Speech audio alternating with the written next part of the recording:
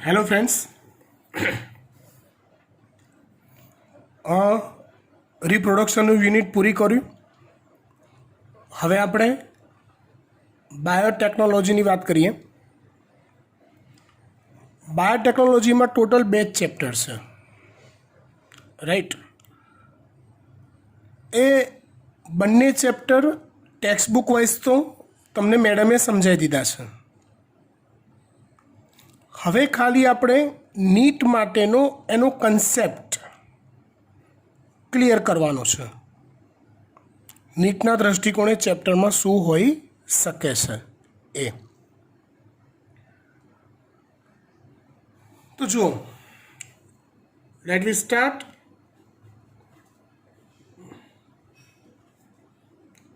બાયોટેકનોલોજીના સિદ્ધાંતો।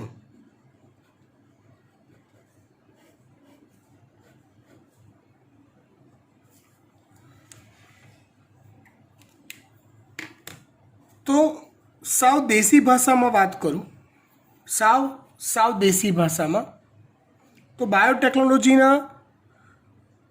सिद्धांत में कंईक आवुं आवे। मूलभूत रीते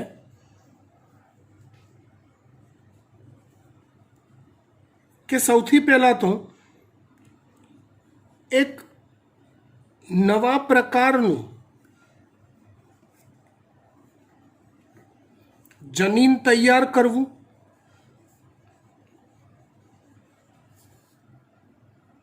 के जे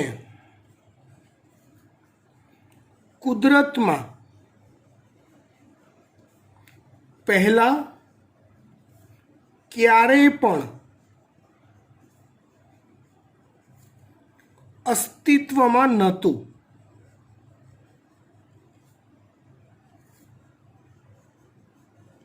भगवाने जेटला डीएनए बनाया है, जो दरेक लक्षण ए डीएनए ने आभारी है। भगवाने जेटला भी डीएनए बनाया है कुदरते, मारा शरीर में, तमारा शरीर में, गायनी अंदर, कूतरानी अंदर, आंबानी अंदर, पीपळानी अंदर जेटला भी जनीन बनाया है, अहींया ए सिवायनी कंईक वात करी कि नवा प्रकारनुं जनीन द्रव्य तैयार करवुं कि जेनुं पहला अस्तित्व क्यारेय नहोतुं। जेमां शुं करवानुं तो कि कोई पण बे के बे करता वधु जनीनोने ना टुकड़ाओने के जे अलग अलग सजीव माथी मेळववामां आव्या होय।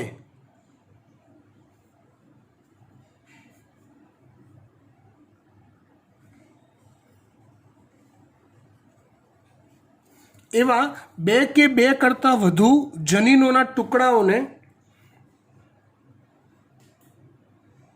એટલે પહેલાં તો આવા જનીનોના ટુકડા કરવાના अलग अलग સજીવમાંથી, અને आवा टुकड़ाओने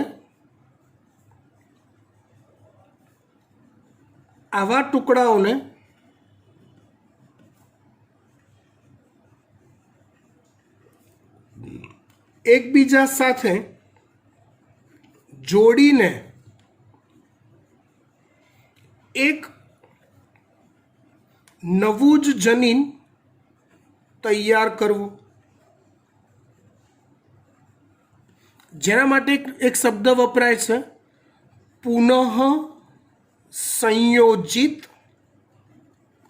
डीएनए, अथवा एने कहेवाय अंग्रेजी में रिकॉम्बिनंट डीएनए,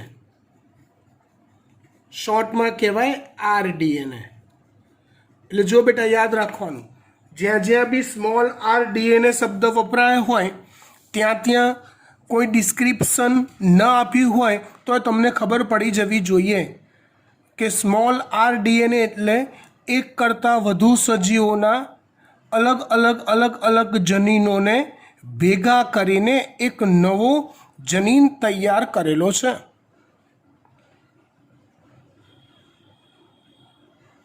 વાત ખબર પડી? ડન. ઓકે, હવે આ તો થયું જનીન. જનીન તૈયાર થયું. આવા આરડીએનએને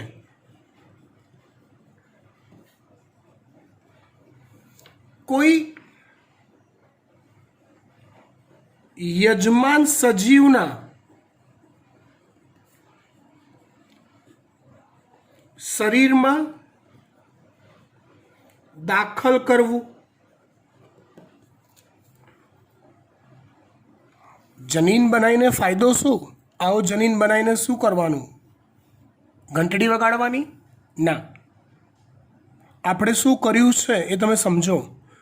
અલગ અલગ સજીવોમાં જોવા મળતા અલગ અલગ લક્ષણો, એ અલગ અલગ લક્ષણો માટેના જનીનોના ટુકડા પહેલાં તો આપણે તોડ્યા. એ તૂટેલા ટુકડાઓને આપણે સાંધી દીધા અને એક નવો ટુકડો તૈયાર કર્યો, જેને આરડીએનએ કે રિકોમ્બિનન્ટ ડીએનએ કીધું. આ આરડીએનએને જોઈને હરખાવવાનું? ના. આપણે પર્પઝ શું છે? તો કે એક કરતાં વધુ લક્ષણો ભેગા કર્યા આપણે. આમ તો ડીએનએ ભેગું કર્યું, ટુકડા તોડીને જોડ્યા, પણ એ ભેગા કર્યા તો એના લક્ષણો તો દેખાવા જોઈએ, રાઈટ? તો એવા ડીએનએને યજમાન સજીવના શરીરમાં દાખલ કર્યું. કોઈ એક સજીવના શરીરની અંદર એને દાખલ કરી દીધા. પછી તે યજમાનમાં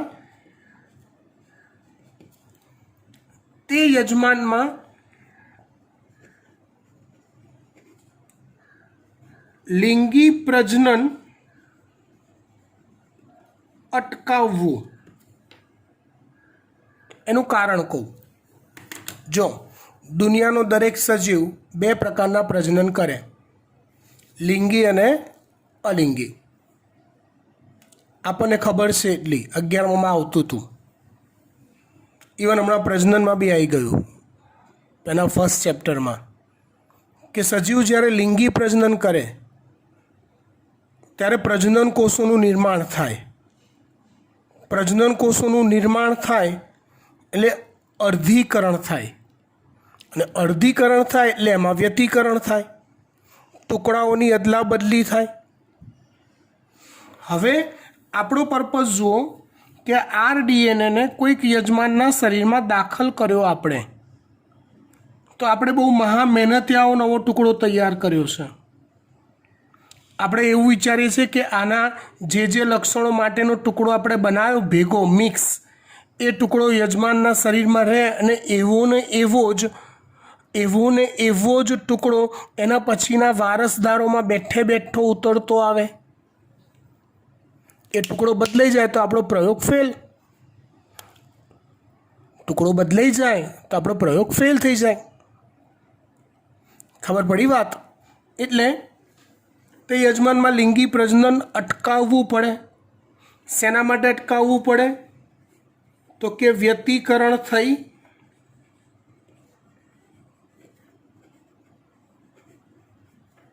જનીન બંધારણ ન બદલાય તે માટે. એટલે આપણે ફરજિયાત યજમાનમાં અલિંગી પ્રજનન પ્રેરાય એવું વિચારવું પડે. અલિંગી પ્રજનન થાય તો એમાં વ્યતિકરણ નથી થતું, જનીન બંધારણ બદલાતું નથી, એટલે તમને તમારો ઈચ્છિત ડીએનએ જેવો છે એવો જ નવા રચાતા સજીવોમાં મળતો જાય. અલિંગી પ્રજનન થાય તો. પણ જરૂરી એ પણ છે કે આ અલિંગી પ્રજનન દરમિયાન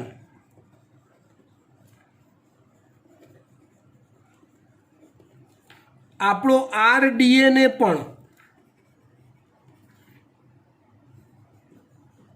બેવડાતો હોય અને રચાતા દરેક સજીવમાં રચાતા જે બી કોષો નવા નવા બને છે તો એ દરેક કોષમાં કે કોષમાં તે હાજર હોવો જોઈએ.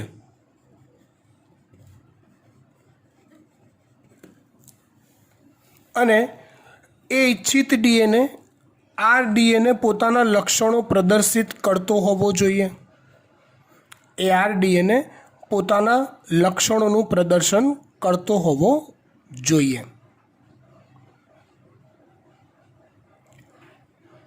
આ રીતે આવા જે સજીવ તૈયાર કર્યા ને, આવા જે સજીવ તૈયાર થયા ને,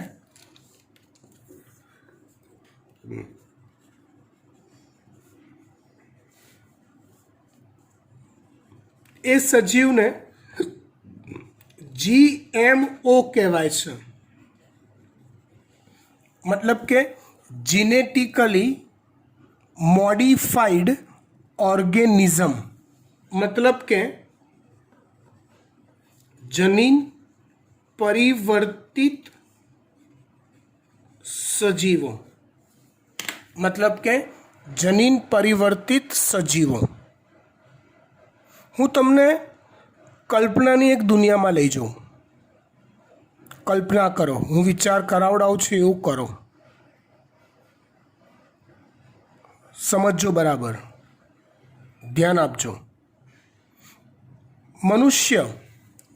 મનુષ્યનું ઉદાહરણ એટલા માટે લઉં છું કે જે તમને ક્લિયર છે, મનુષ્યના લક્ષણો બધા ખબર હોય. મનુષ્ય ડંખ મારી શકે? ના. ઝેર, કોકને બચકું ભરે તો ઝેર એના શરીરમાં જાય તો સામેવાળો મરી જાય, એવા લક્ષણ હોય મનુષ્યમાં? તો કે ના હોય.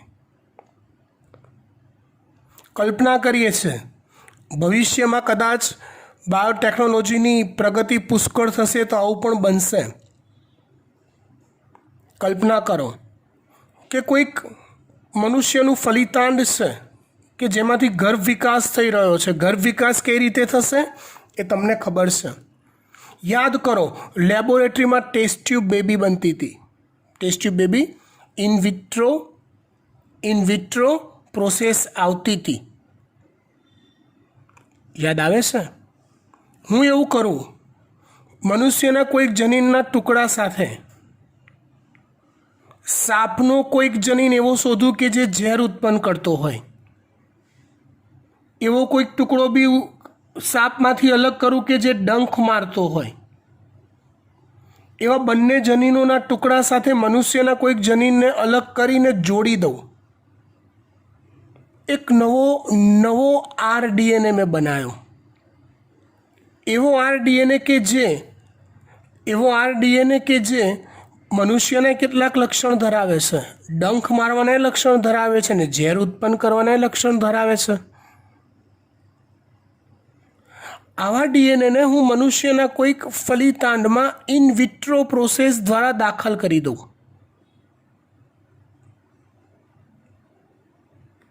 જો ફલિતાંડમાં દાખલ કર્યું છે, ફલિતાંડ પછીનો જે ગર્ભ વિકાસ મનુષ્યનો થવાનો છે અલિંગી પ્રજનન થવાનું છે. કોષ વિભાજન થશે ને, પણ એ અલિંગી થશે, મતલબ કે સમસૂત્રી ભાજન જ થશે. કેમ કે પ્રજનન કોષો બની ગયા પછીની પ્રોસેસમાં આપણે ઘૂસ્યા. તો સમજો એકમાંથી 2 કોષ બને, 2માંથી 4 બને, 4માંથી 8 બનશે. જો એ બધા કોષોમાં ઓલો જનીન હોય અને દરેક કોષમાં એ જનીન એક્ટિવ થતો હોય તો વિચારી લો, એવો માણસ બનશે એ વ્યક્તિ મોટું થઈને કે જે ડંખ મારી શકતો હશે અને એના ડંખમાં ઝેર હશે અને કોઈ વ્યક્તિ એ ઝેરથી મૃત્યુ પામતો હશે. છે તો મનુષ્ય જ. તો ચલો, આવા મનુષ્યને તમે કેવો કહેશો? તો કે જનીન પરિવર્તિત સજીવ કહીશું, જીનેટિકલી મોડિફાઈડ સજીવ કહીશું. કે એની જાતમાં આ લક્ષણ છે નહીં, બહારથી એપ્લાય કરેલું છે. એની જાતમાં આ લક્ષણ છે નહીં, એને બહારથી એપ્લાય કરેલું છે. જનીન બાયોટેકનોલોજી મૂળભૂત બે સિદ્ધાંત પર ચાલે છે. મૂળભૂત બે સિદ્ધાંત પર ચાલે છે.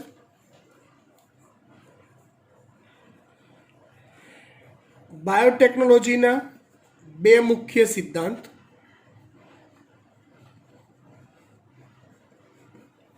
એક સિદ્ધાંત છે જનીન ઇજનેરી વિદ્યા.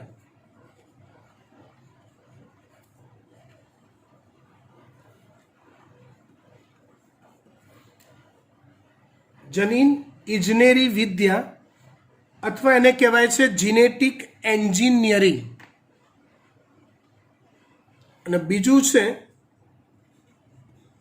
જૈવ પ્રક્રિયા ઇજનેરી વિદ્યા અથવા એને કહેવાય બાયો પ્રોસેસ એન્જિનિયરિંગ. અહીંયા મેં જે તમને સ્ટોરી કીધી ને હમણાં, ક્યાં ગઈ સ્ટોરી? આ રહી.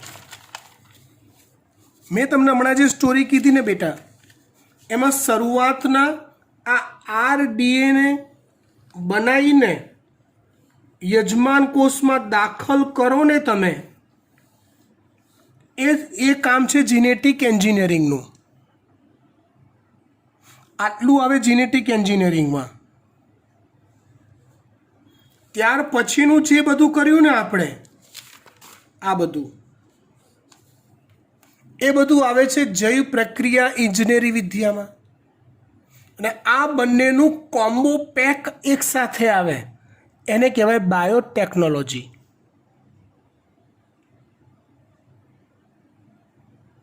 સમજી ગયા? ફાઇન. આ ચેપ્ટર ને એના પછીનું બીજું ચેપ્ટર, એ બંને ચેપ્ટર આપણે નીટની દ્રષ્ટિએ એક જ થીમ પર આધારિત શીખીશું. આજના લેક્ચરમાં બીજું કશું જ નહીં શીખવાડું હું, એક ખાલી સ્ટોરી કહીશ. શું કહીશું? એક ખાલી સ્ટોરી. તમારે સ્ટોરીને યાદ રાખવાની. ઈચ એન્ડ એવરી લેક્ચરમાં એ સ્ટોરી રિપીટ થતી હશે. એ સ્ટોરીમાં કંઈક ને કંઈક નવું એડ થતું હશે. ચલો, સ્ટોરીની શરૂઆત કંઈક કરું હું. આવી છે સ્ટોરી.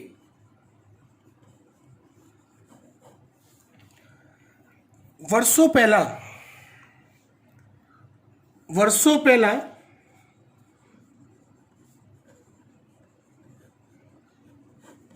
ડાયાબિટીસના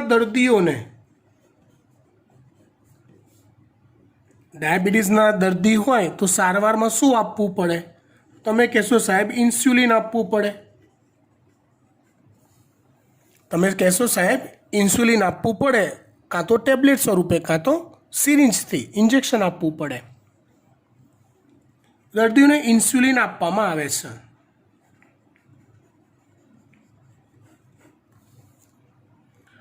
હવે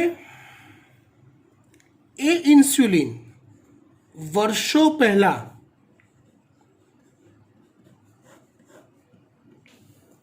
કેવી રીતે મેળવાતું હતું?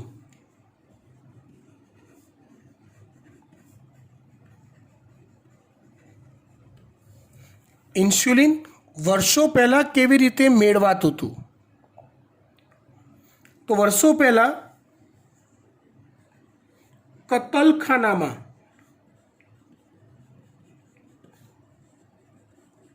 કતલ પામતા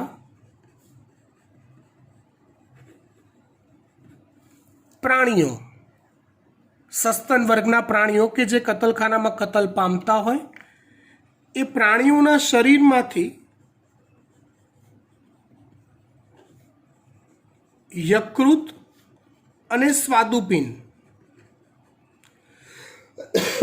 કેમ કે જુઓ ઇન્સ્યુલિનનો સંગ્રહ તમને હ્યુમન એનાટોમી આવડે છે, 11માં આવી ગયું છે. ઇન્સ્યુલિનનો સંગ્રહ યકૃતમાં થાય, ઇન્સ્યુલિન પેદા સ્વાદુપિંડના બીટા કોષો કરે. તો સસ્તન વર્ગના પ્રાણીઓ જે કતલખાનામાં કતલ પામતા હોય તો એના શરીરમાંથી યકૃત અને સ્વાદુપિંડ અલગ કરી લેવાય.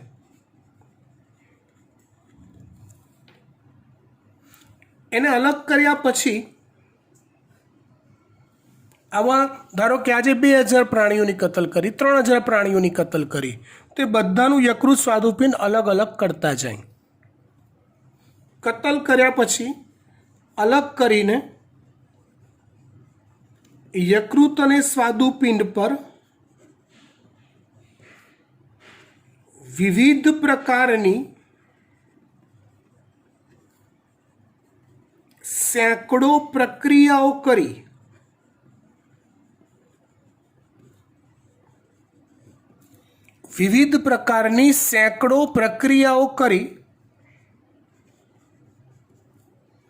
તેમાંથી ઇન્સ્યુલિન અલગ તારવવામાં આવતું હતું.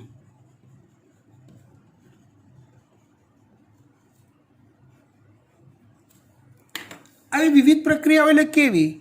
જો પહેલાં તો વિવિધ પ્રકારના અલગ અલગ દ્રવ્યોમાંથી અલગીકરણ કરવાનું હોય ઇન્સ્યુલિન બેઝ કન્ટેન્ટનું. એ અલગીકરણ કર્યા પછી જાત જાતની પ્રોસેસ કરવાની હોય, બિનજરૂરી બધા દ્રવ્યો દૂર કરવાના હોય. એ ઇન્સ્યુલિનને infection free, bacteria free, viral free કરવાનું હોય, પ્યોર ઇન્સ્યુલિન મેળવવાનું હોય. સમજ્યા? આ રીતે ઇન્સ્યુલિન મેળવાતું હતું.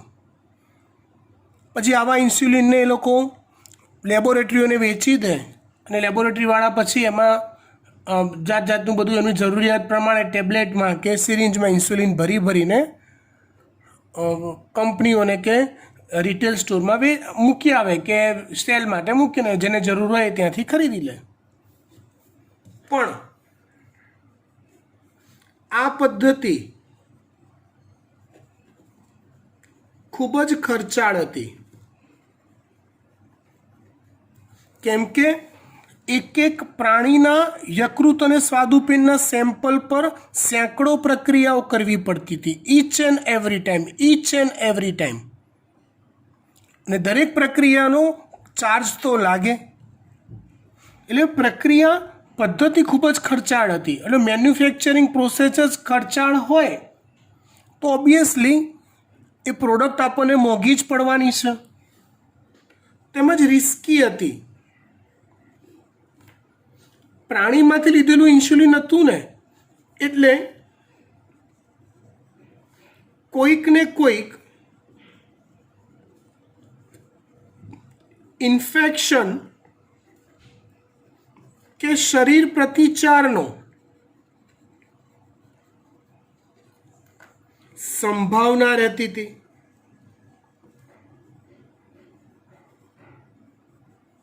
પ્લસ ઇન્સ્યુલિનની શોર્ટેજ રહેતી હતી.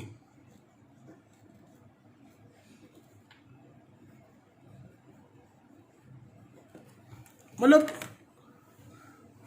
ધારો કે 1000 દર્દી ઇન્સ્યુલિન ન હોય, એમાંથી ધારો કે 1500 થઈ ગયા, તો એ દરેકની માંગને પહોંચી વળવું ઇમ્પોસિબલ હતું.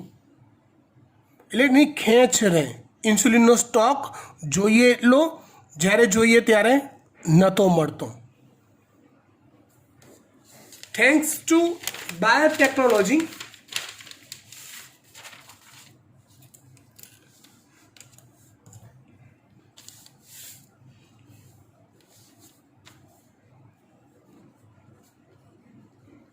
બાયોટેકનોલોજીની મદદથી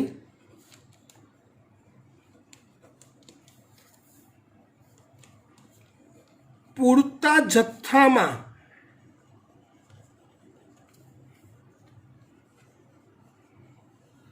ઇન્સ્યુલિન મેળવાય છે, જે પ્રમાણમાં સસ્તું પણ છે અને સેફ પણ છે.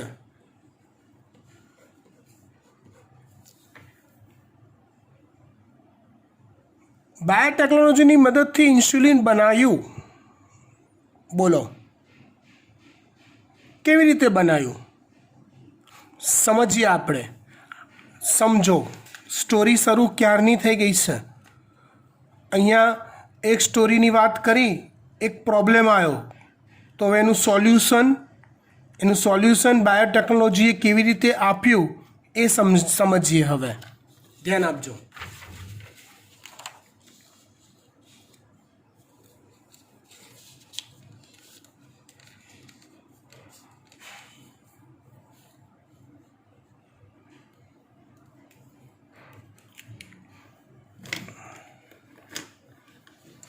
जो સૌથી પહેલા શું કર્યું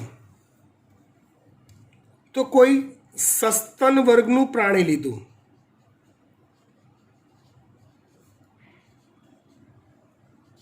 લાઈક ઉંદર કે બીજું કોઈ પણ, બરાબર। એ પ્રાણીના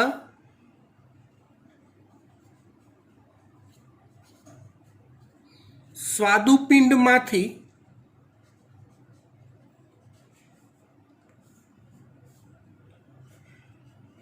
बीटा कोष ने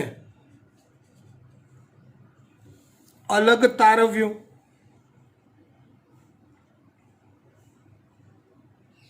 धारो के आ स्वादुपिंडनो बीटा कोष है।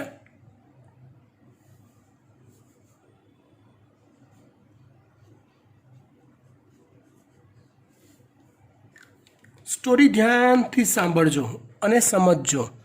आज स्टोरी लगभग आज स्टोरी में 2 चैप्टर पूरा थी जशे। ए स्टोरीनो मेन पार्ट आजे चाली रह्यो छे, पछी धीमे धीमे एनी अंदरथी खांचा खूंची आपणे काढता जईशुं। समझजो। हवे ए बीटा कोषनी अंदर रहेला जनीन द्रव्योमांथी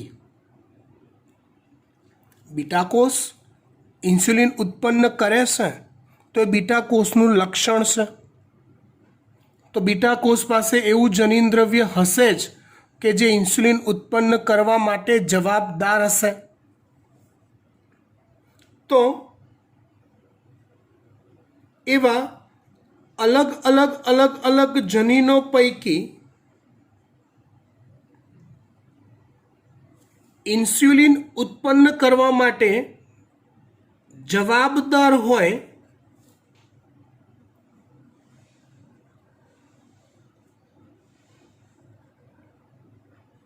एवा जनीन ने आपणे अलग कर्यो।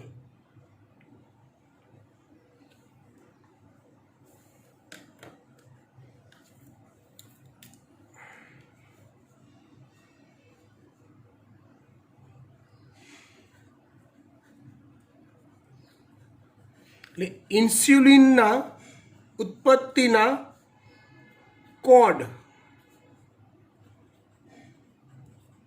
ધરાવે તેવું જનીન છે।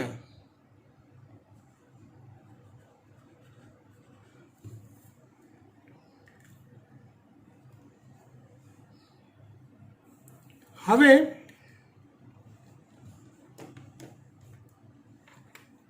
આપણે એવો સજીવ પસંદ કરવો પડે કે જે સરળતાથી અલિંગી પ્રજનન કરતો હોય અને એના લિંગી પ્રજનન પર આપણે ઇઝીલી કંટ્રોલ મેળવી શકતા હોઈએ। રીઝન મેં આગળ સમજાવી દીધું। તો એવો એક સજીવ આપણે જોઈએ છે।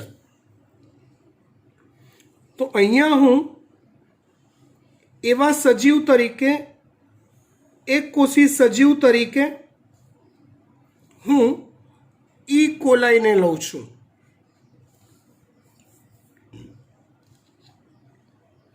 ई कोलाई नी खासियत ई कोलाई ये बेक्टेरिया है। तमने जो याद हो तो बेक्टेरिया ना कोष रस में કેટલાક મુક્ત ડીએનએના ટુકડા હોય। આવા મુક્ત ડીએનએના ટુકડાને પ્લાઝમિડ કહેવાય. મુક્ત ડીએનએના ટુકડાને શું કહેવાય? પ્લાઝમિડ કહેવાય.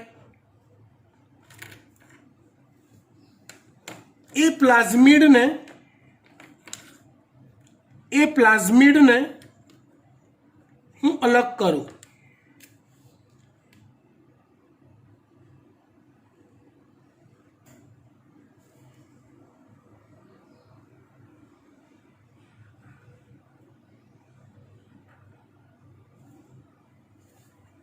આ જે અલગ કર્યું છે આપણે એ છે પ્લાઝમિડ ઈ કોલાઈનું.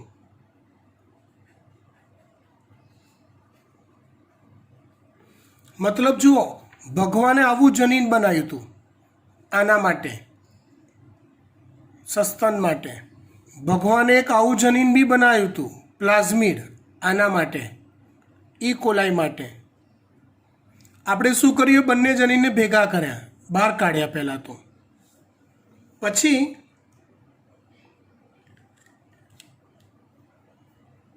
આ જનીનને કોઈ ચોક્કસ જગ્યાએથી તોડ્યું. એવી રીતે તોડ્યું કે જેમાં ઇન્સ્યુલિનના જે કોડ હોય એને બનાવવા માટેનો જે જનીન ક્રમ હોય એનો એ જ જળવાઈ રહે, એ રીતે તોડ્યું. સેમ વે પ્લાઝમિડને પણ એવું ચોક્કસ પ્રકારે તોડ્યું.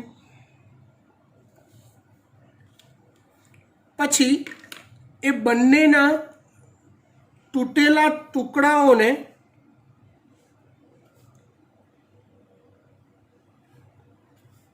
આપણે જોડી દઈએ છીએ.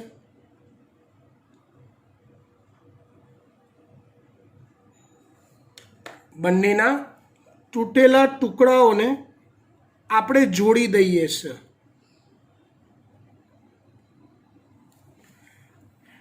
આ જે નવો જોડેલો જે ડીએનએ બન્યો એને કહેવાય છે આરડીએનએ,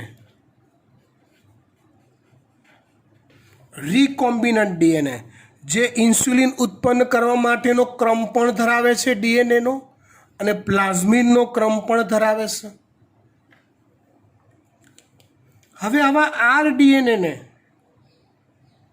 જો આ ઇકોલાઈ તો ડિસ્ટ્રોય થઈ ગયું, આપણે જનીનને બધું અલગ કર્યું. એટલે આ આરડીએનએને કોઈક બીજા સજીવમાં દાખલ કરવો છે. એ બીજા સજીવ તરીકે આપણે હવે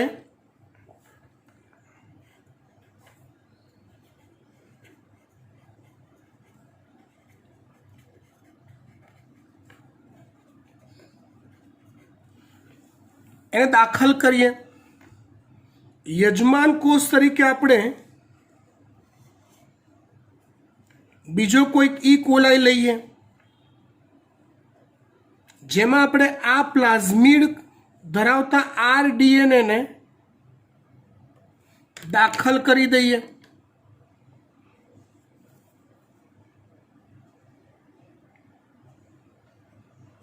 આ રીતે આ ભાઈને આની અંદર દાખલ કરી દીધો. પછી આ ભાઈનું અલિંગી પ્રજનન કરીએ. જરૂરી વસ્તુ એ છે કે આ જે ટુકડો છે ને ઇન્સ્યુલિન માટેનો, એ ટુકડાની મદદથી આના કોષમાં ઇન્સ્યુલિન ઉત્પન્ન થતું હોવું જોઈએ.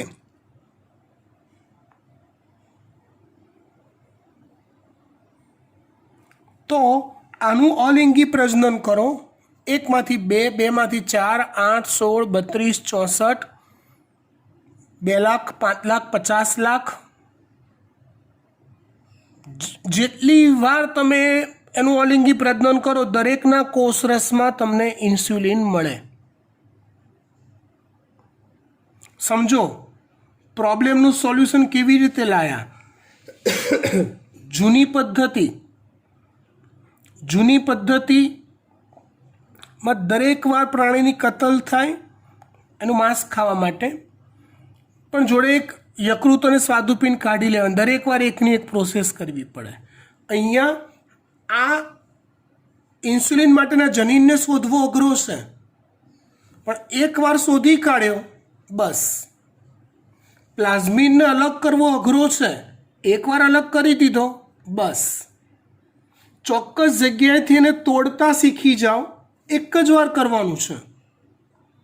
બંને જો જોડાઈ ગયા અને જોડાયા પછી ઈ કોલાઈના કોષમાં જો એને દાખલ કરી દીધા અને જો એ ઈ કોલાઈ ઇન્સ્યુલિન ઉત્પન્ન કરતું થયું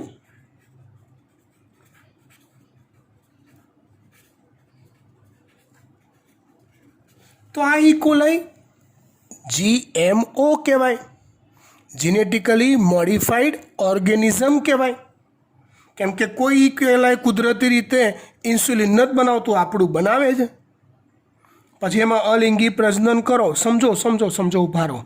આટલી સુધીની પ્રોસેસમાં તમે જો સફળ થઈ ગયા બસ, પછી તો જૈવ પ્રક્રિયા એન્જિનિયરિંગ પદ્ધતિ આવશે, બાયો પ્રોસેસ. તમારે કેટલું ઇન્સ્યુલિન બનાવવું છે? 2 લીટર, 50 લીટર, 100 લીટર? ચાંપ દબાવો. જૈવ ભઠ્ઠીમાં આ ઈ કોલાઈનું કોષ વિભાજન થયા કરશે અલિંગી પ્રજનન દ્વારા, અને એ દરેકે દરેક ઈ કોલાઈના કોષરસમાં ઇન્સ્યુલિન બન્યા કરશે. તમારે જોઈએ એટલું ઇન્સ્યુલિન લો, જ્યારે જોઈએ ત્યારે લો, બિંદાસ, એકદમ સેફ એન્ડ સિક્યોર અને પ્રમાણમાં સસ્તું. સમજી ગયા?